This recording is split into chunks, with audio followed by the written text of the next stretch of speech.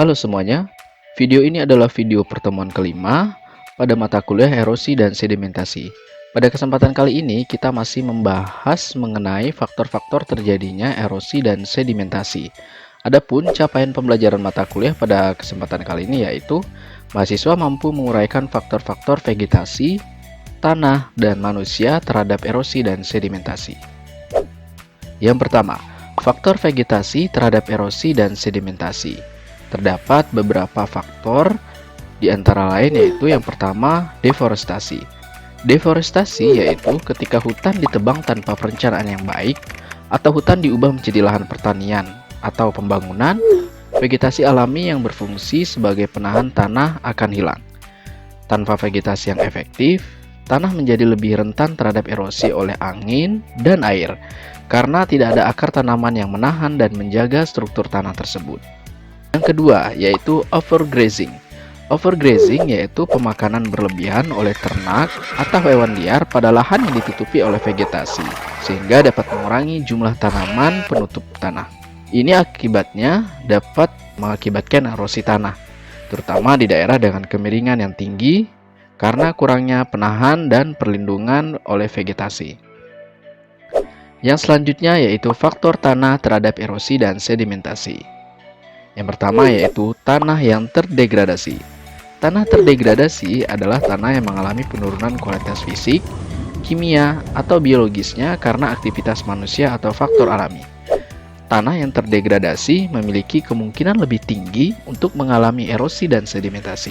Tanah yang mengalami degradasi seperti penggamburan, kompaksi, atau penurunan kualitas tanah dapat menjadi lebih rentan terhadap erosi. Kondisi ini dapat melemahkan kemampuan tanah untuk menahan air dan mencegah erosi, sehingga meningkatkan risiko sedimentasi di sungai dan di perairan.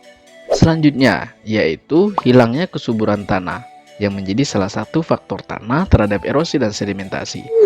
Tanah yang kehilangan kesuburan karena penggunaan pertanian yang tidak berkelanjutan, penggunaan pestisida dan pupuk yang berlebihan, atau praktik-praktik pengelolaan tanah yang buruk dapat mengurangi pertumbuhan vegetasi penutup tanah. Tanah yang tidak subur lebih rentan terhadap erosi dan penurunan kualitas air karena partikel tanah dan bahan kimia dapat terbawa oleh aliran air. Yang selanjutnya yaitu faktor antropogenik terhadap erosi dan sedimentasi. Erosi dan sedimentasi dapat menjadi lebih signifikan dan merugikan akibat aktivitas manusia, yang dikenal sebagai erosi dan sedimentasi antropogenik. Faktor-faktor antropogenik. Yang pertama yaitu deforestasi. Deforestasi seperti yang kita telah sebutkan sebelumnya yaitu penebangan hutan secara besar-besaran adalah salah satu penyebab utama erosi tanah. Ketika hutan ditebang untuk kayu, lahan pertanian, atau pembangunan, vegetasi yang berfungsi sebagai penahan tanah akan hilang. Ini mengakibatkan tanah menjadi lebih rentan terhadap erosi oleh angin dan air, terutama saat hujan lebat. Yang kedua yaitu pertanian yang tidak berkelanjutan. Praktik pertanian seperti pengolahan tanah yang kasar, monoculture atau budidaya tunggal tanaman, dan penggunaan pestisida dan pupuk yang berlebihan dapat mengganggu struktur tanah dan vegetasi penutup tanah. Akibatnya, erosi tanah bisa meningkat, terutama jika tanah tidak terlindungi oleh vegetasi yang baik. Yang ketiga, yaitu penggemburan. Penggemburan tanah oleh hewan ternak atau aktivitas manusia yang berlebihan dapat merusak vegetasi dan struktur tanah. Nah, ini akan mengurangi kemampuan tanah untuk menahan air dan mencegah erosi.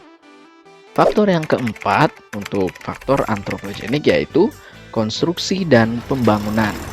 Bayangkan, terdapat konstruksi jalan, bangunan, dan pembangunan lahan juga dapat memicu erosi.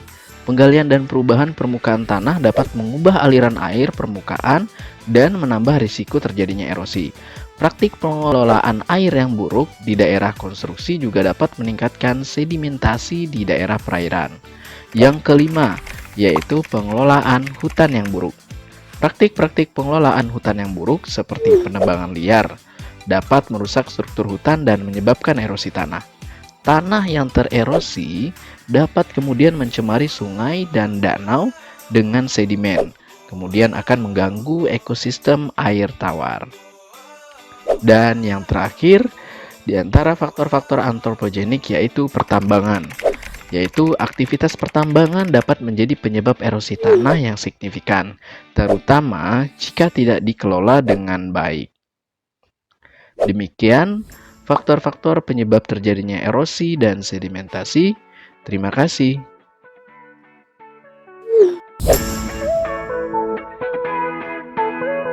Itulah teman-teman pelajaran kita pada pertemuan kali ini di mata kuliah erosi dan sedimentasi. Terima kasih sudah menonton, simak terus video berikutnya dan tetap semangat ya.